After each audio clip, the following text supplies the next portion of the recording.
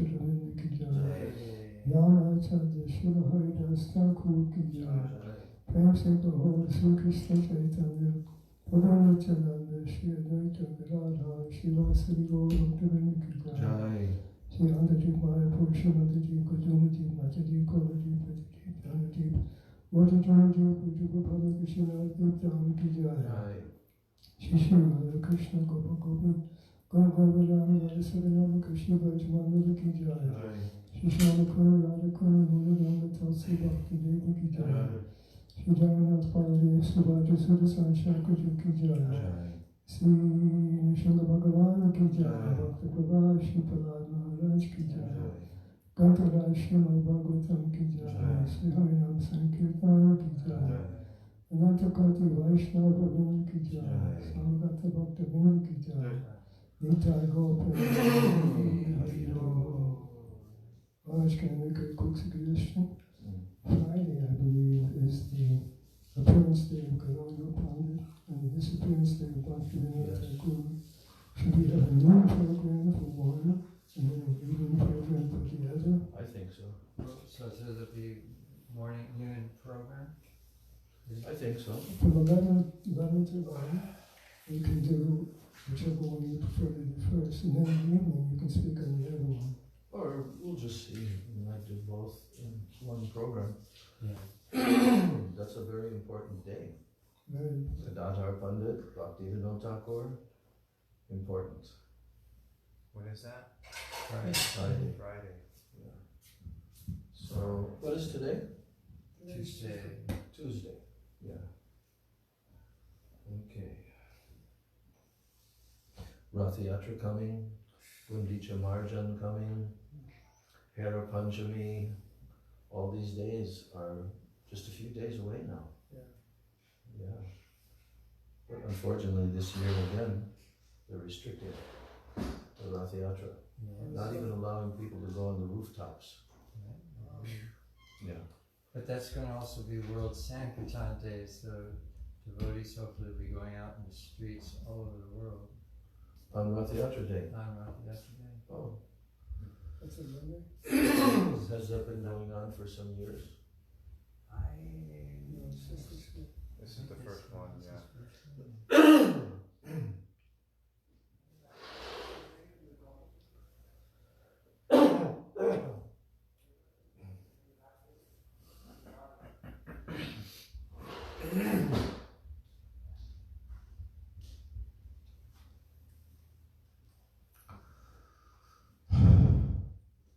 Vandeham Shri Guru Shri Jutaha Padakamalam Shri Gurun Vaishnavamscha Shri Rupam Sagrajatam Sagana Raghunathan Vitam Tam Sajivam Sadvaitam Savadhutam Parijana Sahitam Krishna Chaitanya Devam Shri Radha Krishna Padan Sahagana Lalita Shri Vishakan Vitamscha Om Agyanatimirandasya Gyananjana Shalakaya Chakshur Unmilitam Yena Tasmai Shri Gurave Namaha Mukam Karoti Vachalam Pangam Langayate Girim Yat Kripa Tamaham Vande Shri Gurun Dinataranam Vancha Kalpatarubhyascha Kripa Sindhubhya Evacha Patitanam Pavanebhyo Vaishnavebhyo Namo Namaha Namo Mahabhadanyaya Krishna Prema Pradayate Krishnaya Krishna Chaitanya Namni Gaura Tishe Namaha Nityanandam Namastubhyam Prema Nanda Pradayane Kalo kalmashanashaya Janava pataye namaha. Panchatattvatmakam Krishnam Bhakta Rupa Swarupakam Bhaktavataram Bhaktakyam Namami Bhakta Shaktikam. He Krishna Karuna Sindho Dina Bandho Jagatpate Gopesha Gopika Kanta Radha Kanta Namostute. Tapta Kanchana Gaurangi Radhe Brindavaneshwari Vrishabhanu Sute Devi Pranamami Hari Priye. Jayatam Suruto Pango Mamamanda Matergati Matsarvasva Padam Bojo Radha Madanana Mohano Divyad Vrindaranya Kalpa Drumadha Srimad Ratnagara Simhashanasto Srimad Radha Srila Govinda Devo Preshtalibhi Sevyamano Smarami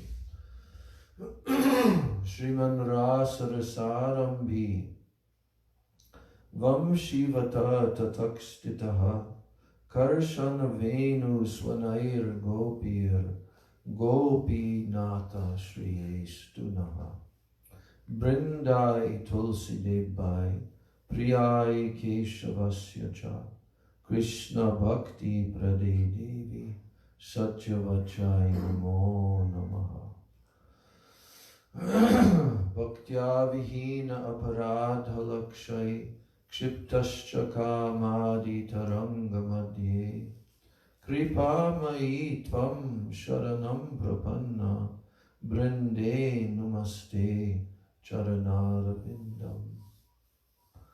Shri Krishna Chaitanya Prabhu Nityananda Shri Advaita Gadadhar Shrivas Adi Gaur Bhakta Vrinda. Hare Krishna Krishna Krishna Hare Hare Hare Rama Hare Rama Rama Rama Hare Hare Hare Krishna Krishna Krishna Hare Hare Hare Rama Rama Rama Hare Hare.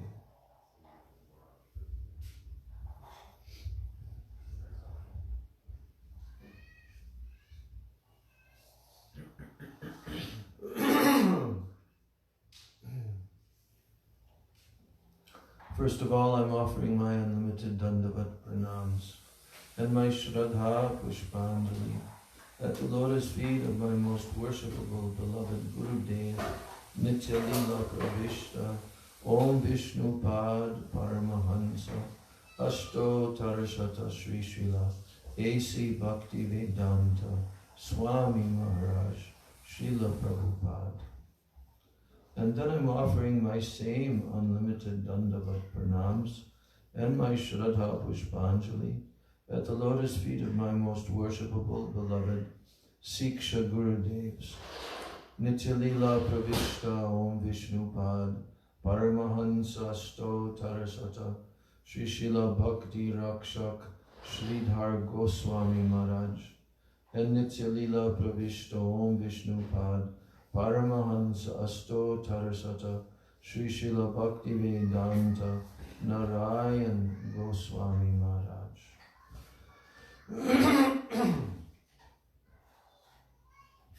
And I'm offering my Dandavat Pranams to the lotus feet of all of my Shri Rupanuga Guru Varga, and my Dandavat Pranams to all of the Vaishnavas and all the Vaishnavas.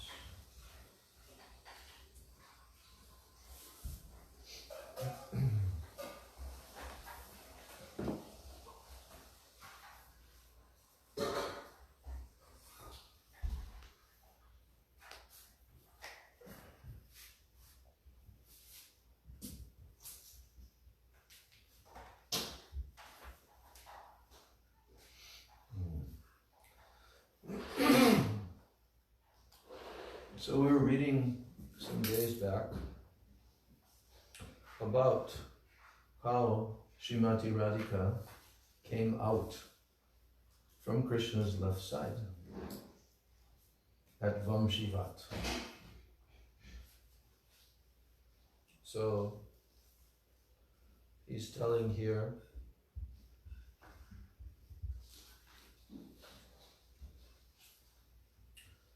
our Guru Parampara has accepted that Srimad Bhagavatam is Amala Praman.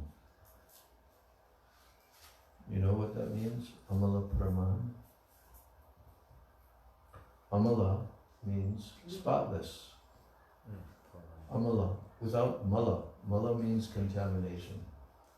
And amala means no contamination. So, this Amala Purana, or Amala Praman, it's called by both names. Amala Purana, spotless Purana, or Amala Praman. Praman means evidence. Our whole entire Guru Parampara, in the line of Sri Chaitanya Mahaprabhu, in the line of Srila Rupa Goswami, what is it? This Guru Parampara is based upon Srimad Bhagavatam. This is the evidence. Vedic literature is the evidence to prove anything. Without evidence, you cannot prove anything. Even in an ordinary court of law, in any court case, people have to bring arguments which are based upon evidence. Right? So, what to speak of understanding the absolute truth, which is beyond the range of our senses, our mind, our intelligence? We cannot prove it by our own sense perception, but the absolute truth is the ultimate reality from which everything emanates. And if that absolute truth wants to make himself known to all the conditioned souls within the material universes, you just turn off the... No, it's better to turn it off. I don't know how. I'll show you. It takes 1 second. There's a thing called airplane mode. Yeah.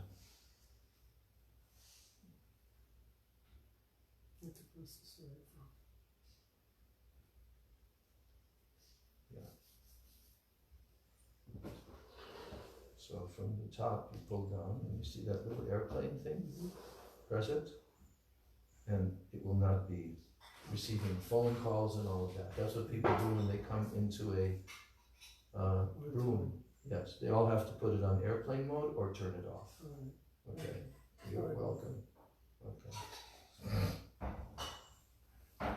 So if the absolute truth wants to make himself known, then he gives evidence.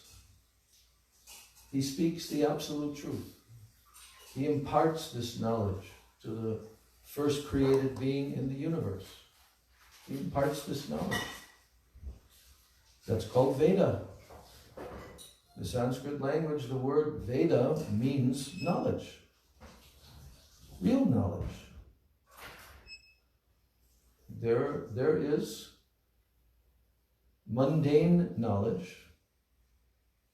It's a type of knowledge. Knowledge that can be obtained by our senses, our mind, our intelligence. Mundane. We can perceive these mundane things. But transcendental knowledge of the absolute truth is far, far, far above that.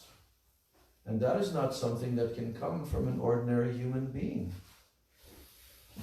Why? Why can it not come from an ordinary human being? Because we have absolutely no power or ability to know these things. Can we even know the sun planet with our eyes? We see it, every single jiva that's ever lived on the planet at least in animal form, bird form. Even the trees have some perception of vision, but everyone sees the sun. But how much do we know about it? Oh yes, the scientists have speculated and so forth. But is the sun moving? Is the sun stationary? Is the earth moving? Is the earth stationary? Is the earth flat? Is it round? Is it... All of these things we cannot prove by our sense perception. And in fact, the Supreme Absolute Truth, He has the power and the ability to make anything possible. Even if it's impossible, He can very, very easily make it possible. Very easily. So if He wants that there's a globe, traveling throughout the universe, He can make it. Some people argue, they try to give the argument that there are 200 proofs that the earth is flat. And these are proofs to your senses, right? But the fact of the matter is, even if it's flat, that's completely beyond our ability to measure that, to know that. There are different theories and so forth. And Srimad Bhagavatam actually explains about the different varshas on this plane.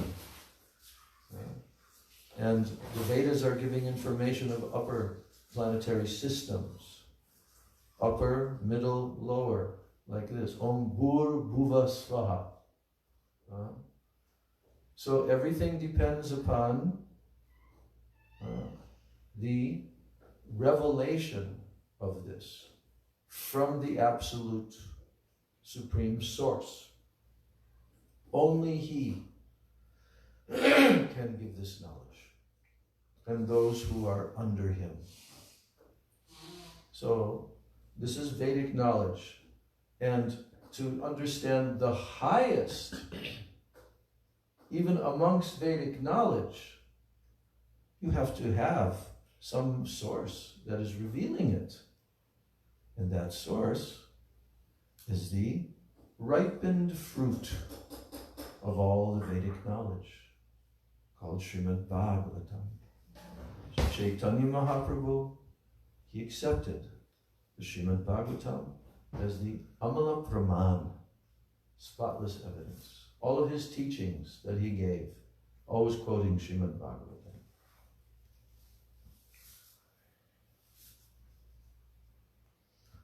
Srimad Bhagavatam and all Shastras, they are saying that all gopis are non-different from Krishna.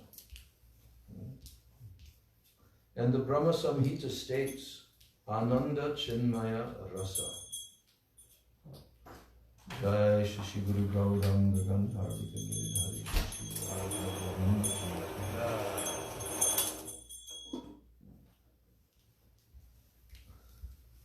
Yes, we've read this before in another previous class, but maybe some of you were not here.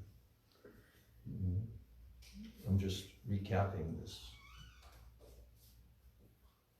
What's the chapter called? Krishna and the Gopis. This is just before the section titled Stages of Prema. Okay, thank you. Yeah. So, in the Brahmasamhita, where did the Brahmasamhita come from? From Lord Brahma. Yes. He spoke it, he sang the Brahmasamhita. And in the Brahmasamhita, all the Vedic truths are given in such a way. Mahaprabhu, he actually was so impressed with this Brahmasamhita that he brought the copy that he had acquired in South India back to Jagannath Puri and taught this to all of his followers. Yes, Brahmasamhita. Our Srila Prabhupada, he recorded Brahmasamhita singing the Brahmasamhita, a few verses in the very beginning. So this is one of our main evidences, our main pramans. But what Brahmasamhita is telling, the Srimad Bhagavatam covers every bit of that and unlimited amounts more. But the Brahmasamhita is very concise. You memorize these verses of the Brahmasamhita, you can present the philosophy of Krishna consciousness to anyone. So the Brahmasamhita states, there's a particular verse amongst all those verses where the description of Goloka Vrindavan and Krishna's most intimate associates, the Braja Gopis, is described. That verse is telling Ananda Chinmaya Rasa Pratibhavitavis Ta Virya Eva Nija Rupa Taya Kalavi. So all of these words have to be understood. Each one of these words is a very, very deep subject that is being explained here. And the purport from Bhaktivinoda Thakur that is given in our English version and translated into English is very long for this verse.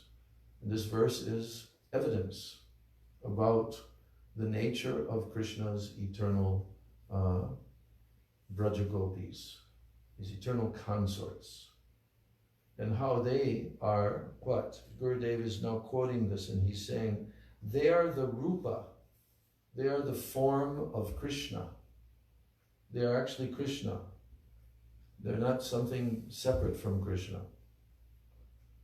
They are Krishna himself.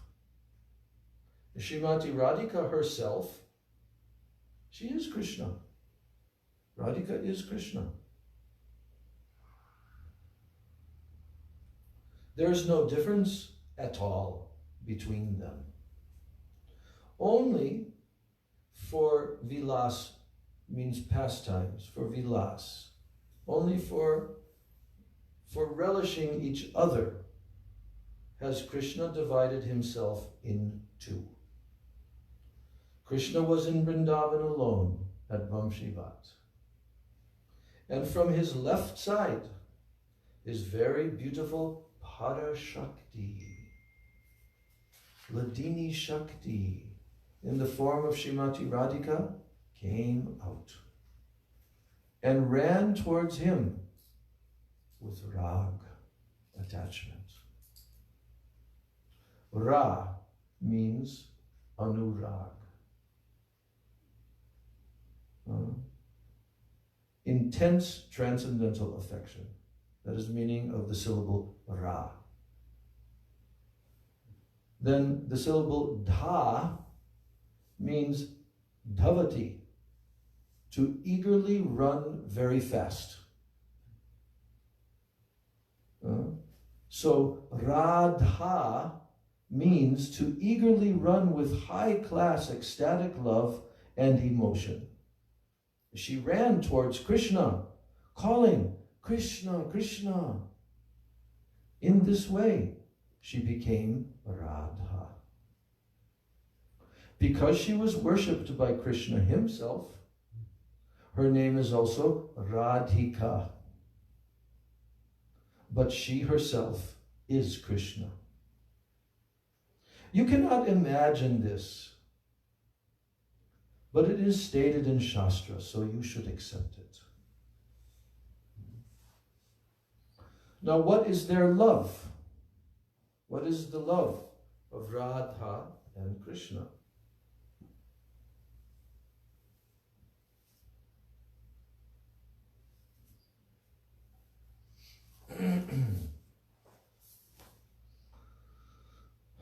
Their love is bhav. Bhav. This word, bhav. That's their love. Bhav is not anything of this world. It is Shuddha Sattva, the essence of Ladini Shakti, the essence of Samvid Shakti, the cognitive potency. These two mixed together on the platform of Sandini, the existence potency.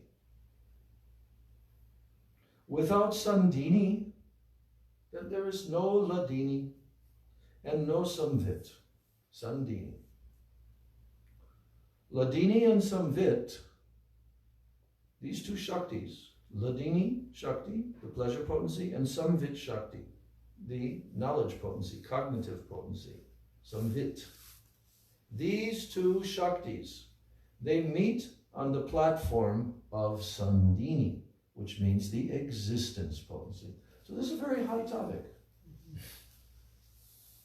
One thing we can understand, Krishna, what is his form?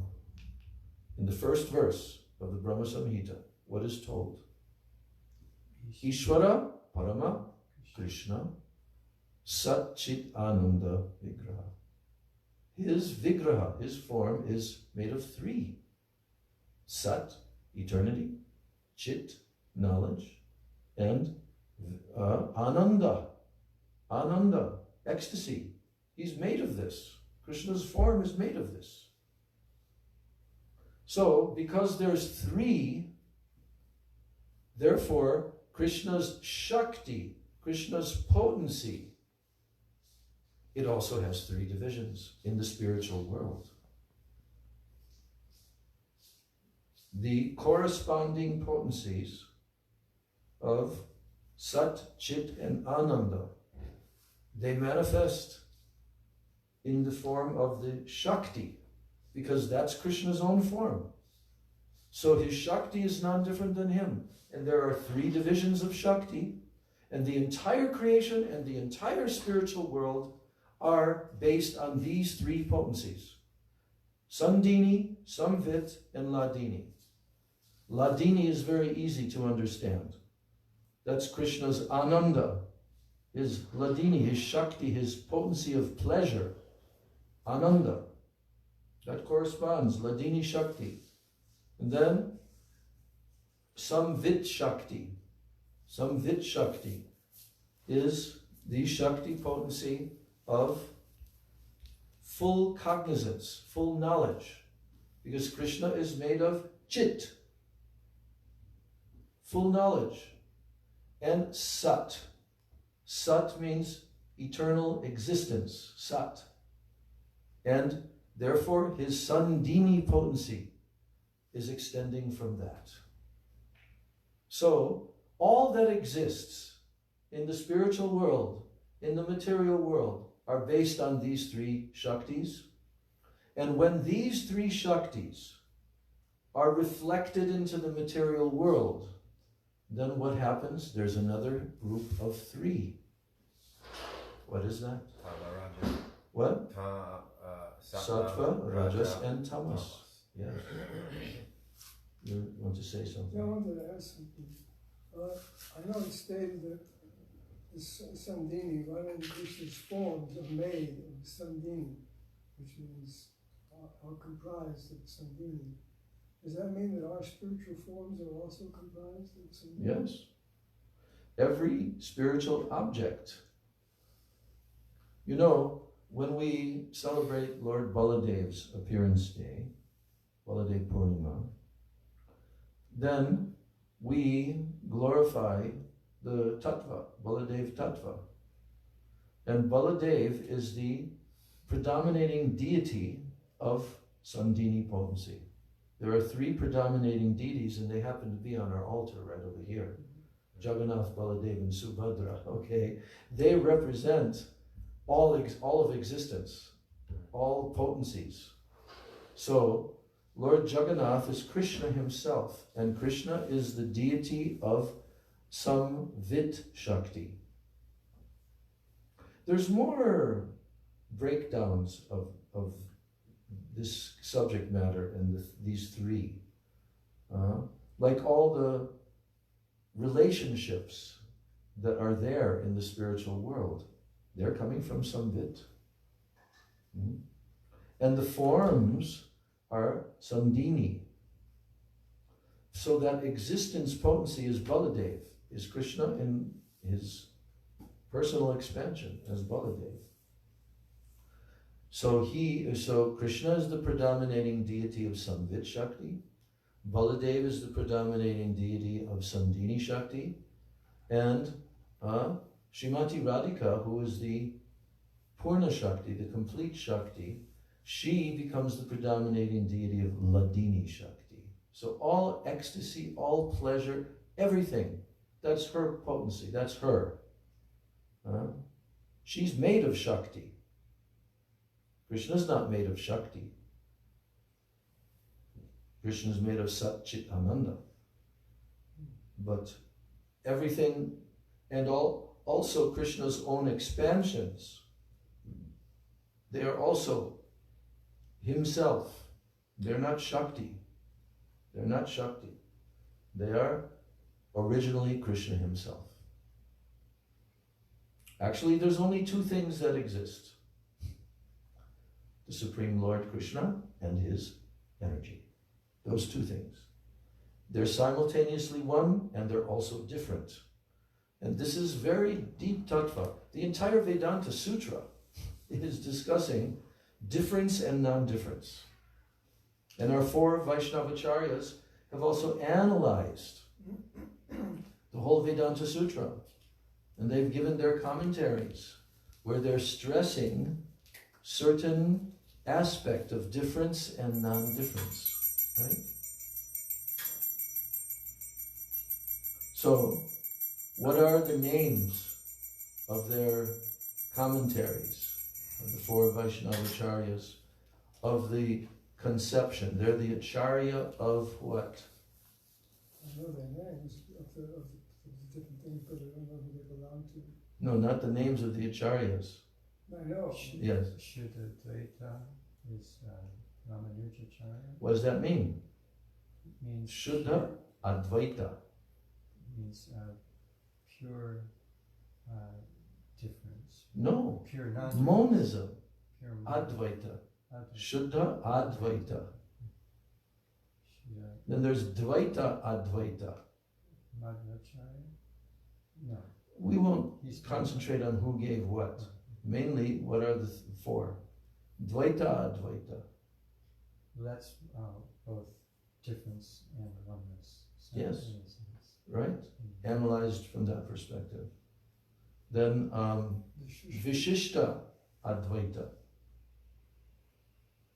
Specialized oneness. Vishishta. And then, Just Dvaita. Shuddha. no. Vishishta Advaita and... Shuddha. See, this is... Isn't Madhvacharya just Dvaita? Shuddha Dvaita. So there's also pure Dvaita, dualism, purified dualism. So this is, all these four topics are based upon the difference and the non-difference of the Supreme Entity and his expansions, his incarnations, his creation, all the entire creation. There is this principle of oneness and difference.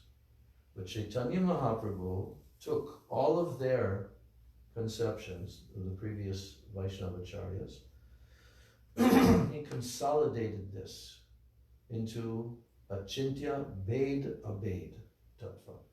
Simultaneous, inconceivable oneness and difference at the same time. And this is the perfect understanding. So this kind of contemplation and this kind of topic is not for lazy brains. This is for those who want to go deep into understanding the knowledge of Siddhanta and spiritual truth, spiritual reality. I'm glad there were the changes in there, because otherwise I'd be feeling completely hopeless. Yes. Achintya. Yeah, because it's a chintya for everyone. Inconceivable. Yes. So, what is their love? Their love is bhav. And bhav is not anything of this world. So if anybody looks at Radha and Krishna and they see the pictures and the paintings, and, oh, boy and girl. No, This is not ordinary boy and girl. This is the supreme absolute truth and his supreme Shakti. And their love is beyond conception. It's not like a boy and girl who are lusty and they want to have sex life. No. This is the original Adi Rasa. Adi means the origin.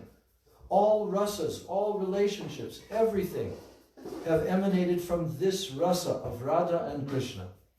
They are the supreme beings. Has nothing to do with the lowly, degraded, impetus of lust and trying to enjoy one's senses. Nothing to do with that. Nothing. Completely the opposite. But it resembles. That's why it's called a prakrita. Not material, but it resembles. So, their love is Shuddha Sattva. It is the essence of Ladini, Samvit, mixed together on the platform of Sandini. Without Sandini, there is no Ladini and no Samvit. Ladini and Samvit meet on the platform of Sandini. Radharani herself is Krishna's Ladini potency. She is Ladini potency. Why Ladini? She always gives hlada. Hlada.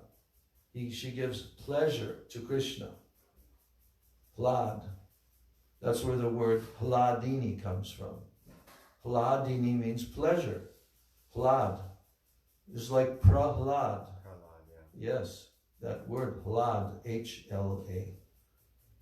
So, her body, Srimati Radhika's body, is made of the most elevated Mahabhav.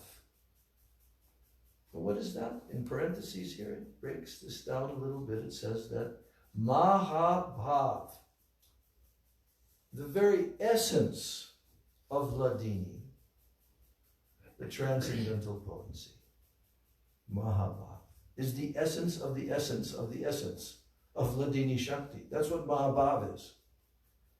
Gurudev began this paragraph by saying, what is their love? Bhav. And Bhav is not anything of this world. It is Shuddha Sattva. Then he describes how the essence of Ladini, Samvit, mixed together on the platform of Sandini. And Radharani herself is Krishna's Ladini Shakti. So why Ladini? Because she always gives Lada, pleasure to Krishna. Her body is made of the most elevated Mahabhav. All her organs, all of her moods, her senses, her hair, her eyes, and everything about her are made of Mahabhav. Therefore, she is Ladini. So now Gurudev is describing stages of praying. Why is he going to describe that now? Because now he mentioned Mahabhav. And for you to understand Mahabhav, you have to understand the stages of praying which are leading to Mahabhav. Now, regarding the other gopis, they are Kaya Vyuha. You heard this word before? Kaya Vyuha. Kaya means body. Vyuha means manifestations. So the gopis, all the gopis, are Kaya Vyuha, expansions of Srimati Radhika's own body. And therefore, they also are one with Krishna. Understand this point? Because if Srimati Radhika is one with Krishna, and her expansions of her body are none different than herself, then they are also one with Krishna. He said, you cannot imagine how they are one with him and how they are different from him. You cannot imagine how the gopis are one with Krishna and they're also different. Their love Their love is Mahabhav.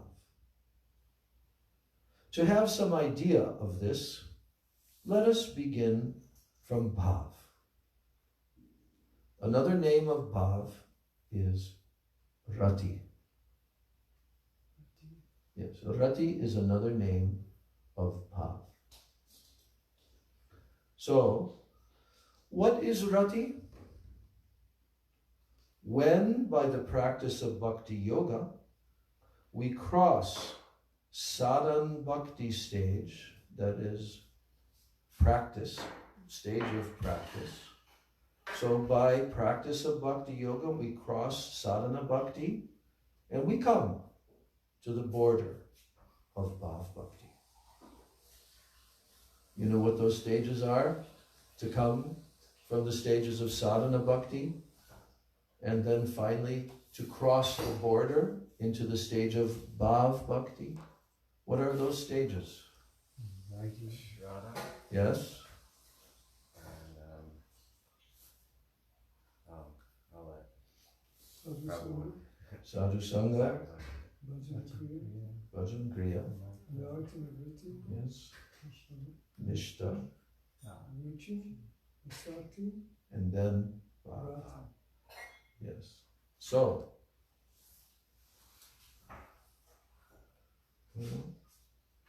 when one crosses that stage of sadhana bhakti and we come to the border of bhav bhakti, we perform sadhana bhakti only to achieve bhav.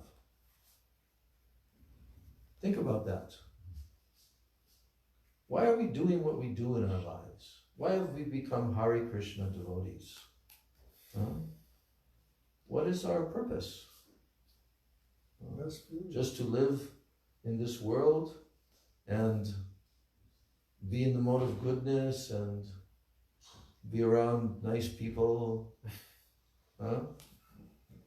Those are all benefits. But what's the actual purpose? That we have entered into this pathway and this lifestyle guided by the most exalted, pure personalities that have ever been in our universe. They've given instructions how to live, how to perform this practice called sadhana bhakti. But why are we doing this every day? Why? What is our aim? What is our objective that we're trying to attain by getting up in the morning and chanting and performing artik and doing even our practice of bathing in the morning and chanting different mantras and all of our different 9 Navavida Bhakti when we perform, hearing, chanting, remembering, serving the lotus feet, doing archan, becoming a friend of Krishna, right? Or surrendering everything, Atmanivedanam. Why do we practice this? Because our goal is to achieve bhav. That is our goal. Once we've achieved bhav, then what becomes our goal? Prem. When does spontaneous devotion start in this stage? Say it again? When does spontaneous devotion that has nothing to do with writing, when does that start? At what stage? Well, there's the spontaneous devotion. The term spontaneous is used even in the stage of sadhana bhakti, which is pertaining to rag anuga bhakti. Prabhupada uses the term in the Nectar of Devotion of spontaneous, not for the stage of bhav. The stage of bhav is ecstatic love, right? So, but spontaneous is rag marg bhakti, because in that state, that's what Srila Gurudev really came to inspire everybody to perform their sadhana bhakti very seriously and to associate with pure Vaishnavas, and gradually through this process, then one day will come when there is a spontaneous desire to serve Krishna. That's called lobha or lalyam. At what stage is that come? Ruchi? It begins really to come in the stage of ruchi, but actually Srila Gurudev used to make a point about this, that in the association of a very exalted Rasik Mahabhagavat Vaishnava, it can, this ruchi can actually touch in a lower stage. He used the term touch, it can touch, you see. And then that inspires the devotee to be more fervent in their devotion and their practices and like that, you see. So, he said, we perform sadhana bhakti only to achieve bhav. That's why, only for that, not for anything else. We want to achieve bhav. Mahaprabhu, he expressed this mood in his Sikshastakam. And that is the 6th verse. Nayanam galad ashrudhadaya, vadanam gadgada rudhaya gira, pulakair nichitam vapukada, tava nama grahane bhavishyati. This is the 6th shloka that is describing the stage of bhav. The whole Shastakam is describing the different stages that we just mentioned. So the mood of that stage is expressed by Mahaprabhu. And the whole mood of that stage is when. Kabe, kabe, kabe. When will this happen? Nayanam galad ashrudharaya. When will my eyes be filled with tears flowing? Nayanam galadashradharaya vadanam gadgada rudhaya gira. Vadanam. Gadgada means choking of the voice, ecstatic symptoms. These are describing Ashta Sattvic Vikar, transformations of the body in the stage of Bhav, when the Shuddha Sattva potency begins to touch into the heart. Vadanam Gadgada Rudhaya Gira, and hairs standing on end. Pulakair Nichitam Vapukada. Pulakair Nichitam means hairs standing on end, trembling in the body. Like the first verse of the song written by Narottam Das Thakur, where he is expressing Gauranga bolite habe pulaka sharir. When will that day come? When, by chanting the name of Gauranga, oh, my hairs stand on end in ecstasy. Trembling comes. When is one of the most important. Yes, yeah, he said that. So, and Hari Hari Bolite Nayane Babenir. Nayane Bahenir. That means water, like flowing from stream. My tears are coming from my eyes in this, like this. So, Arkabe Nitai Chander Karuna Hoibe. Also, when will Nitai Chand give his mercy to me? Then, Karuna Hoibe Samsara Vasana Mor Kabe Tuchahabe. Because of that mercy of Nityananda Prabhu, then this samsara vasana, that means material desires to enjoy this material world. Samsara vasana. Kabe tuchahabe. When will it become very insignificant? Tucha means insignificant. So in the Sikshastakam, Chaitanya Mahaprabhu is expressing in that verse, 6th shloka, when I chant your holy name, Tava nama grahane bhavishyati, when will this happen to me? When? When will it be? Bhavishyati means, when will it come in the future? Pulakaya nichitam papukada, Tava nama grahane bhavishyati. So, that is the stage of entering into the stage of bhav. There is an intense desire to experience this loving devotion, which results in all of these symptoms coming on the body. But it's not sense gratification. It's not in the category of selfish gratification to experience these ecstasies. It's coming from the foundation of completely selfless devotion, pure devotion. Because already 2 shlokas ago, in the 4th shloka, there, already, very clearly, the devotee is praying that Nadanam, Najanam, Nasundarim, Kavitam va Jagadisha Kamaye, Mama Janmani, Janmanishvare, Bhavatad Bhaktir Hoituki Tvai. So this ahoituki bhakti, unmotivated, pure bhakti, not desiring anything in this world, only that. And then comes Ayi Nanda Tanuja Kinkaram. Realization comes then. I am your eternal servant, O Krishna. But I've somehow fallen into this horrible ocean of material existence. Please pick me up and place me as like an atomic particle at your lotus feet. So that's why he's saying that we perform sadhana bhakti only to achieve bhav. If we do so, it is real sadhana. If we're doing our sadhana with this, then it's actually real sadhana.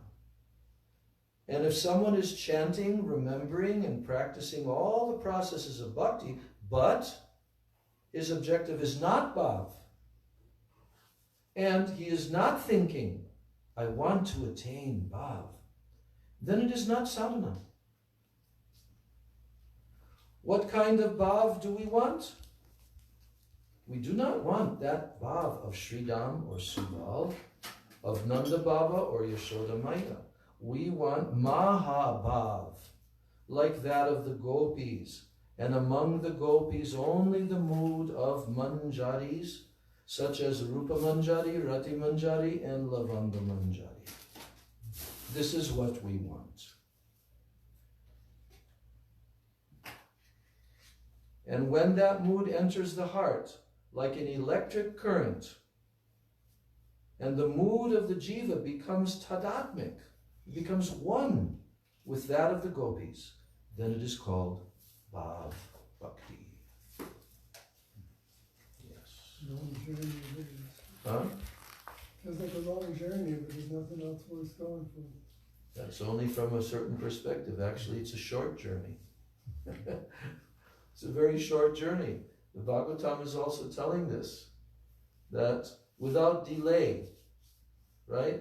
That verse about hearing the pastimes of Krishna with the gopis after the Rasa Lila, in the Rasa Lila chapter, and telling that the hrid rog of the heart becomes removed. There it's telling at once. So Gurudev explained this, that actually it is very quick from the absolute point of view. It's actually very quick, but we're bound by time and we think that this is taking such a long time and all of that. But in actuality, when we come to the stage of Ruchi, then Gurudev said, we will gallop. We will gallop. And that's why he said, I'm simply praying to Krishna that all of you can attain Ruchi in this life. But if not, at least Nishta. At least. But how many are really seriously practicing? You cannot attain Nishta unless you're actually practicing the process.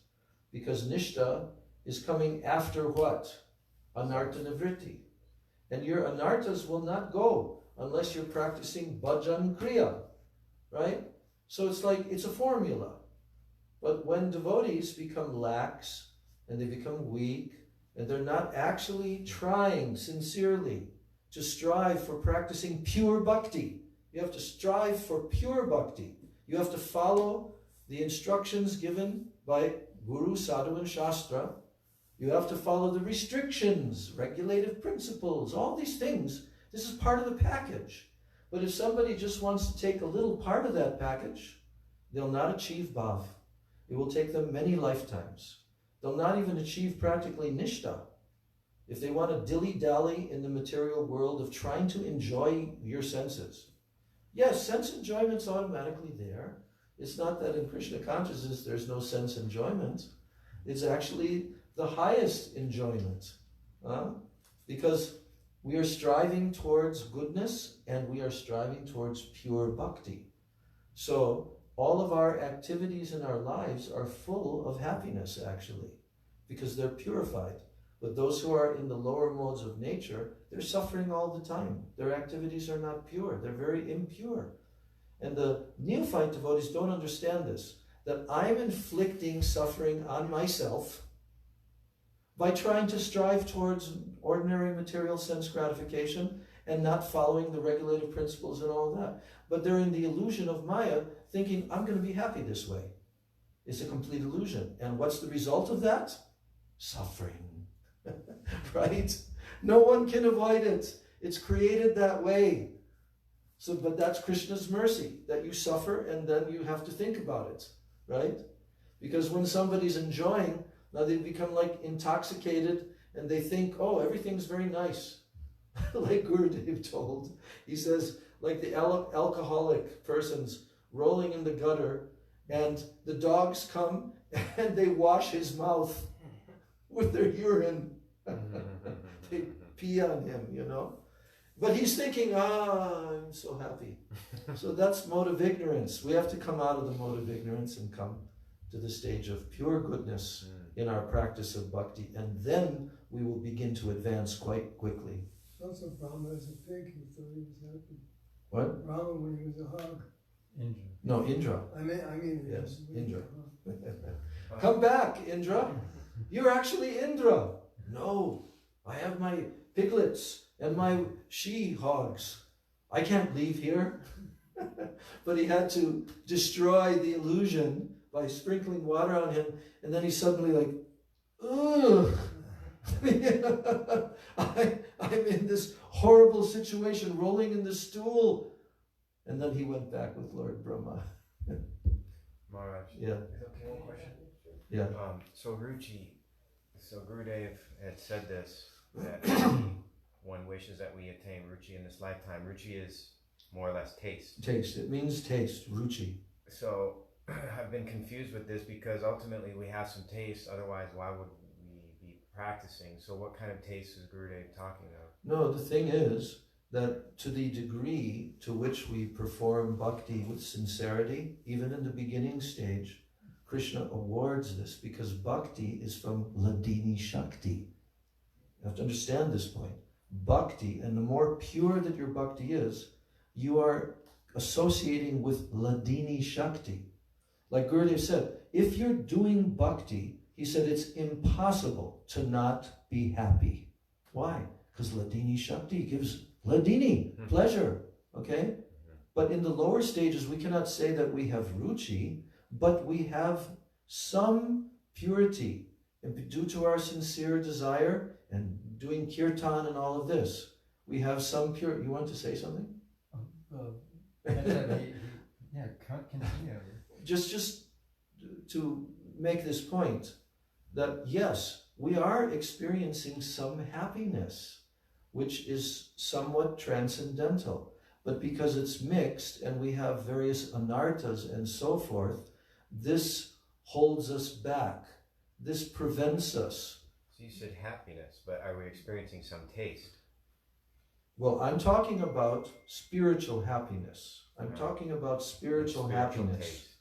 So even from the very beginning, bhakti, the effort by the jiva to perform even the beginning stages of sadhana bhakti, gives this purifying experience. Now, he's not yet on the platform of pure bhakti, anyabhilashita shunyam, and all of these definitions, but striving towards that. So every step of the way, Krishna is reciprocating, and Bhakti Devi is reciprocating, you see? So, Ruchi is the stage in which there is completely overflooded with eagerness and taste. There's so much taste. Yeah, Do we experience that every time that we take a drum? And no, because playing the drum in and of itself is not necessarily bhakti. It's bhakti when you're doing that activity for Krishna's happiness. But when you're doing it for your happiness, singing, whatever, then it's not pure bhakti, and you'll not experience that pure taste, you know? I had a question about that. Srila Gurudev mentioned that in Ruchi there's different stages. He said at the beginning you think, oh, I have such taste because there's a lovely kirtan going on. The musicians are so expert, the singer is so expert, but the deities are so decorated. But he said at some point, even you'll appreciate any. Yeah. This is in Madhurya Kadambini. Madhurya Kadambini. There are two stages of Ruchi. The stage in which there is a very much appreciation when it's nicely done, okay?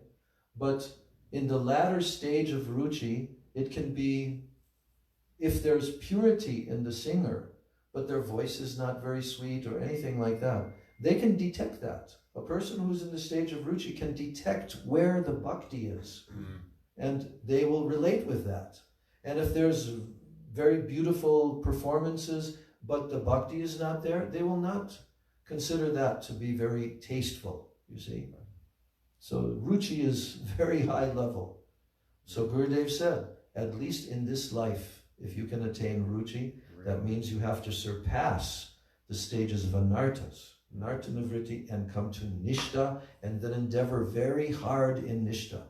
Because in Nishta, someone is engaged 24 hours. Their intelligence, their mind, their senses. There's Nishta, that means very fixed, immovable. So in that stage, very quickly, someone starts to advance. But in the stage of Ruchi, then galloping. Kabi Habi Bolo Kabi. Yes, when? When will it happen?